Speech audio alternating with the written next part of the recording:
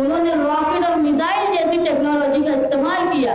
जहां तिब्बती मदद के लिए एक बादशाह, एक सुल्तान अपने सिपाही के जख्मों को खुद सीता था, उसकी अफजलियत आप देखो, उसकी सोच आप देखो, जो अपने सिपाही के जख्मों को सीता था, प्लास्टिक सर्जरी का जिन्होंने काम किया। जहां मस्जिदों की हिफाजत की, वहां मंदिरों की भी हिफाजत की।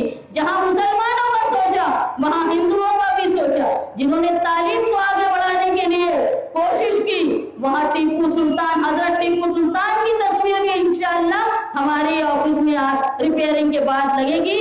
और आप देखना, मुखालिफिन कितना भी कुछ भी कर ले, ये दस्तूर में, जैसे राय हनीफ साहब ने कहा कि 144 नंबर जो हमारी दस्तूर की किताब है, उस किताब के सफा नंबर 144 पर जो पार्ट 96 है, उसमें जहां झांसी की रानी की तस्वीर है, उसके बाजू में हजरत टीपू सुल्तान की तस्वीर है। वहीं 141 नंबर पेज पर शिवाजी महाराज की भी तस्वीर है। तो जो दस्तूर ने हमको इख्तियार दिया है कि हमारे हिंदुस्तान की सबसे बड़ी किताब जो हमारा दस्तूर है, वहाँ हजरत टीपू सुल्तान की तस्वीर है, तो यकीनन हमारी ऑफिस में भी होनी चाहिए। एक घोषणा करण्यात आलेली आहे की राष्ट्रपुरुषांसोबत टिपू सुलतानाचा फोटो आहे तो त्या ठिकाणी लावला जाणार आहे। कोण लावणार आहे? तो कुठला राष्ट्रपुरुष आहे? कोणी सांगितलं? जो कोणी म्हणतोय तो गळ्यात फोटो घेऊन अडकून फिरना, आम्हाला त्याच्याशी देणं घेणं नाही।